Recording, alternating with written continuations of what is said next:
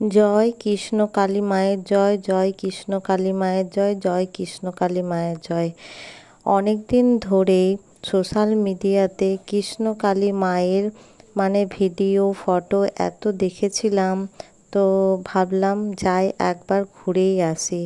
তাই সবাই মিলে প্ল্যান করে চলে এলাম মা কৃষ্ণকালী মন্দিরে। আমরা প্রথমে ট্রেনে এলাম, বর্ধমানে নামলাম, বর্ধমানে নেমে টোটো স্ট্যান্ডে টোটো রিজার্ভ করে নিয়েছিলাম। তো যাই হোক, 30 টাকা করে পার হেড নিয়েছিল টোটো। সকাল সকাল আমরা মন্দিরেও পৌঁছে গিয়েছিলাম। তখন তেমন একটা ভিড় হয়নি। এসেই যখন দেখলাম ফাঁকা আছে, তো একদম মায়ের মন্দিরের সামনে গিয়ে ভালো করে মাকে দর্শন করলাম এবং প্রণাম করলাম। আর যারা মায়ের পুজোর কাজ করছে, ঠাকুরঘর পরিষ্কার করা, ফলমূল কাটা, ভোগ রান্না করা, তাদের সাথে খুব ভালোভাবে কথা বললাম। আর ওনাদের ব্যবহারও কিন্তু খুব ভালো। তো তোমাদেরও যদি ইচ্ছে হয় ঠাকুরকে ভোগ নিবেদন করে খাওয়ানো, নিজের হাতে রান্না করা, তো সমস্ত কিছু কিন্তু এখানে ব্যবস্থা আছে।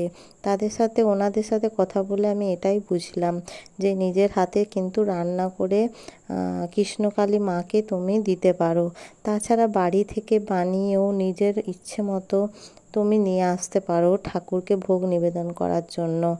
আর তোমরা যারা ঠাকুরকে পুজো দাও, এখানে কিন্তু মঙ্গলমা কিচ্ছু নেয় না, সব ফিরিয়ে দেয়, শুধু আলতা সিঁদুর ছাড়া। আবার ওইগুলোকেও বলে বাড়ি নিয়ে চলে যাও। তো দেখো, এটা হচ্ছে নিজের বিশ্বাসের ওপর।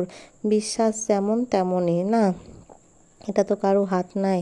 তো এনাকে এতবার, এই কৃষ্ণকালী মাকে আর মঙ্গলা মাকে এতবার সোশ্যাল মিডিয়ায় দেখেছিলাম, তাই লোভ সামলাতে পারলাম না।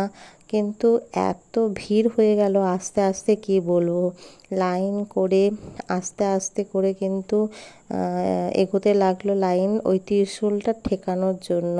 তো এখানে কি মঙ্গলা মায়ের সাথে সবাই আলোচনা করছেন, অনেক কিছু তাদের প্রবলেম ছিল, বা বাইরে থেকে অনেক কিছু জিনিস এনেছেন। তো ওইভাবে তারা দিচ্ছেন, আর মঙ্গল মা তিনি সবারই কথা শুনছেন। কিন্তু এত ভিড়ের ফাঁকে কিন্তু সবারই কথা শোনা সত্যিই সম্ভব নয়। তো আমি পারলেই সামনে বসতে পারতাম, কিন্তু আমাদের পিছনে আরও লোকজন ছিল যাদের সাথে আমরা গিয়েছিলাম। তো সেই জন্য তাদের সাথেই গিয়ে কিন্তু আমি ত্রিশূলটা ঠেকিয়েছিলাম। তো আমাদের প্রায় 12টা বেজে গিয়েছিল পুজো দিতে দিতে। তো তাড়াতাড়ি পৌঁছে গেছিলাম বলে লাইনটাও সামনে পেয়েছিলাম। পুজো দেওয়ার পর ওখানে অল্প প্রসাদ খেয়ে নিলাম। প্রসাদ খাওয়ার পর জল টল খেয়ে, ঠাকুরের ফুল পাশেই একজন দিচ্ছিলেন, তো ওখান থেকে নিয়ে নিলাম। নিয়ে ওখানেই খাবারেরও ব্যবস্থা আছে। তুমি ভাত মুড়ি যা খেতে পারো, খুবই কম দামে তোমার নিজে পুষিয়ে যাবে। তো ওখানে খুব সুন্দর খাওয়া দাওয়ার ব্যবস্থাও আছে, তো খুবই কম দামে পেয়ে যাবে। তো আমরা ভাত খাইনি, আমাদের সাথে যে কাকিমারা মামিমারা গেছিলো তারা কিন্তু ভাত খেয়েছিল।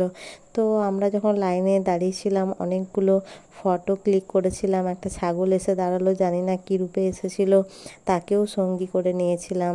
তো কৃষ্ণকালী মায়ের মূর্তিটা এত সুন্দর লাগছিল যে কি বলবো। তোমরা কারা কারা কৃষ্ণকালী মায়ের মন্দিরে গিয়েছো, যদি গিয়ে থাকো তাহলে একটা কমেন্ট করে জানাবে, আর কেমন লাগলো সেটাও জানাবে। আমরা খুব ভালোভাবে পুজো দিয়েছিলাম। তো আমরা আসার পরের দিনই নাকি প্রায় হাজার হাজার লোক গিয়েছিল, সেটা ভিডিওতেই দেখেছিলাম। তো জানি না কি আছে। তো আমার খুব ভালো লেগেছিল মা কৃষ্ণকালী মায়ের মন্দিরে। পারলে তোমরাও যেতে পারো। সবাই ভালো থেকো, সুস্থ থেকো। জয় মা কৃষ্ণকালী মায়ের।